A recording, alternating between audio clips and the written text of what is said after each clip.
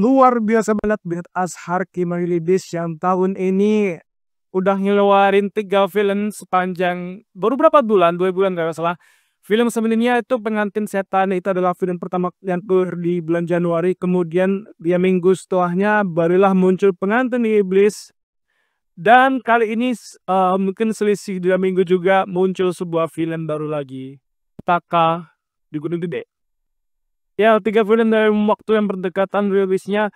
3 film yang berfokus menakut-nakutinya dengan cara yang berbeda. Menurut gua Pengantin Setan itu lebih berfokus kepada horor gitu, berhantu-hantuan, dan juga memiliki adegan panas juga antara Erika Carolina gitu. Dan yang kedua adalah Pengantin Iblis yang lebih mengedepankan sebuah teror psychological thriller. Kita di situ dikasih sebuah perasaan khawatir tentang seorang karakter yang kesurupan, yang udah nggak bisa ngendaliin dirinya, dan cukup berdrama juga. Dan kali ini film ketiga yang menurut gua adalah sebuah film yang memfokuskan kedekatan antara kedua karakter sahabat di sini, antara Maya dan juga Ita kalau nggak salah, yang diperankan oleh Asal JKT48, yang kayaknya ini film horor pertama dia deh. Dan welcome to film horor Indonesia, Adele. Dan cukup menarik juga ya, karena Adele di sini bakal ada beberapa adegan yang kesurupan gitu. Yang kayak gua bilang tadi, Azhar Kimari Lubis udah buat 3 film horor di jangka waktu yang berdekatan banget. Wow sih, gila. Jadwalnya pasti padat banget ya kemarin ya. Dan ketiga film itu belum ada yang turun layar per tanggal ini. Ya kayak Pengantin Setan masih ada, kemudian Pengantin Iblis masih ada juga, karena baru juga gitu kan.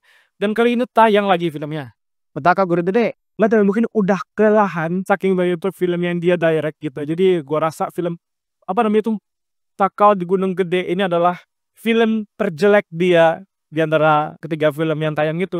Pengantin Setan oke lah, bagus juga. Kemudian Pengantin Iblis cukup mengerikan.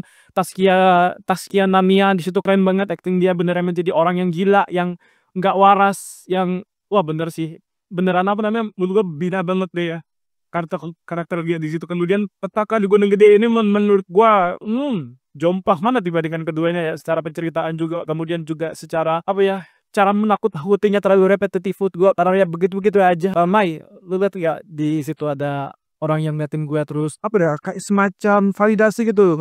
Bener gak sih yang gua liat nih hantu atau orang biasa? Terus juga horornya ya menakut-nakutin dengan cara penampakan yang ditanyakan tadi sih nggak begitu works menurut gua. Jam sekarangnya udah ketebak gitulah. Dan cerita di film ini adalah yang gua bilang tadi, memfokuskan antara dua karakter ini, pendekatannya, terus mereka ini diceritain deket banget gitu. Dari awal film udah ngeliatin gitu kedekatannya, terus juga gimana mereka ngabisin waktu bareng dengan kegilaan mereka gitu. Dan juga saking percayanya orang tua dari si Ita ini, waktu Malet pengen najakin Ita buat naik gunung untuk pertama kalinya pun direstuin gitu. Ini kan saking saking percayanya orang tua si Ita dengan Maya sebagai teman dekatnya. Namun sayangnya ketika itu dia lagi mens, dan ya nggak baik lah katanya ya kalau lagi mens kemudian naik gunung gitu.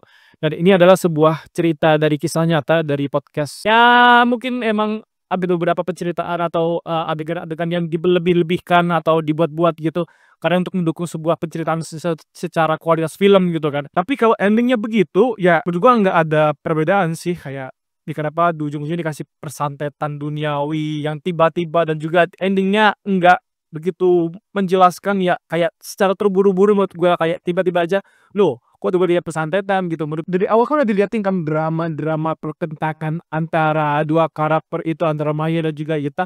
Kenapa nggak sampai ke ending juga dilihatin memang sih di film itu tuh dikasih adegan menangis, adegan sedihnya, tapi gua nggak ngerasain segi emosional dikasih gitu. Ini nggak tahu ini dari segi emang drama dan chemistry antar pemainnya ini kurang, atau ada sesuatu yang lain nih yang sampai gua nggak sampai ngerasa kasihan antara kedua karakter di sini. Panjang 1,5 jam film ini berjalan, kurang lebih banyak banget adegan jump scare, tapi yang begitu repetitif, udah mulai bisa ketebak. Terus juga ya begitu-begitu aja sih jump scare-nya kayak. Tapi walaupun begitu penampakan di sini hantunya variatif gitu kan, karena si Maya ini diceritakan ada sebagai seorang indigo begitu.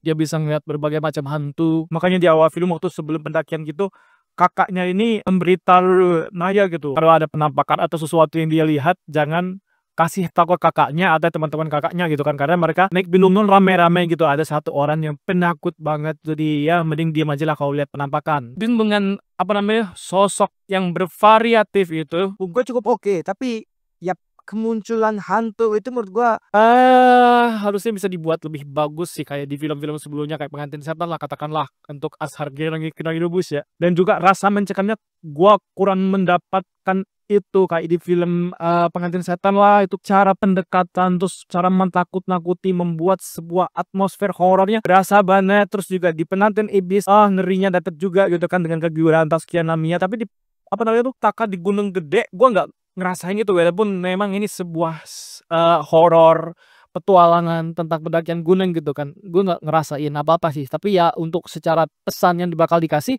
oke. Tapi apa peduli dengan pesan yang bakal dikasih gitu kan untuk film horor, kecuali ini emang film motivasi. Nah baru deh kasihlah pesan di situ. Tapi kalau untuk horor mah ya apa gitu ya, lu harus bikin film yang beneran bisa nakut-nakutin penontonnya gitu. Kalau enggak berhasil nakut-nakutin penonton ya.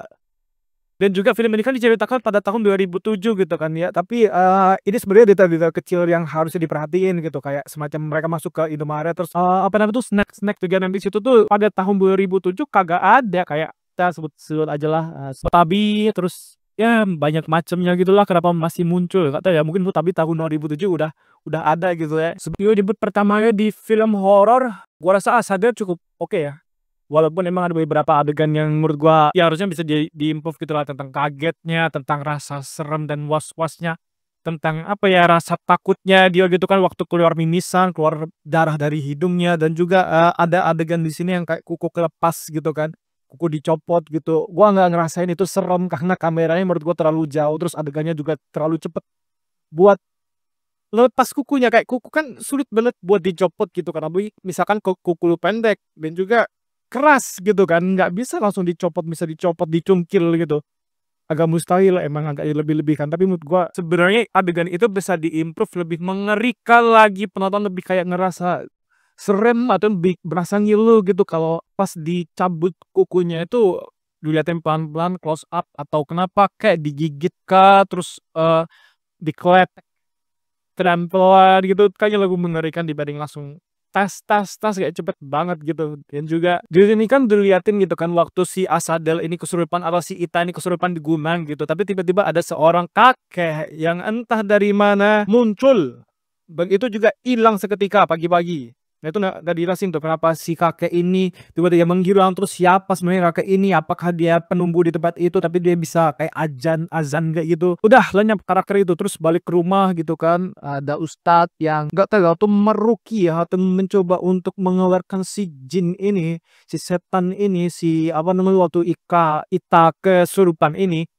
Dia cuma istighfar beneran, ya maksud gue minimal Al-Fatihah kayak atau ayat kursi gitu kan masih mending. Ya basic aja sih sebenarnya, nggak usah yang istighfar mah yang nggak usah ustadz juga bisa gitu, orang biasa atau ibunya juga bisa gitu. Dan menurut gue kalau kalian pengen nonton filmnya Ashar Rebus, tonton aja tapi yang untuk Pengantin Iblis sama Pengantin Setan doang ya, untuk petakan Gunung Gede kurang banget. Nah ini film terjelek dari ketiga film Ashar Rebus yang tayang tahun ini. Di antara Pengantin Iblis dan Pengantin Setan, ya ini paling jelek gitu. Gua nggak ngerasain seremnya, gua nggak ngerasain apa ya, segi horornya tuh nggak ada menurut gua. Walaupun emang secara looks hantu yang di gunung itu cukup creepy menurut gua, tapi nggak tahu, gua nggak ngerasain, nggak serem. Terus juga jam sekarangnya mungkin juga karena dipengaruhi dengan kemunculan hantu yang tetep begitu-begitu aja nampakin dari waktu si Ika atau Ita ini nengok gitu kan, si Maya juga ngeliat begitu karena diceritain kalau Maya ini anak indigo ya, nggak variatif gue cara menampakkan si hantunya ini tadi. Jadi gue saat ditonton filmnya, tonton aja film yang lain dari Ashar Rebus, entah waktu Pengantin Setan kah atau Pengantin Iblis, yang lebih oke dibandingkan ya film ini. Tapi kalau pengen lihat Asadel Marine film horror ya silakan. Terima kasih dan jangan lupa bertobat.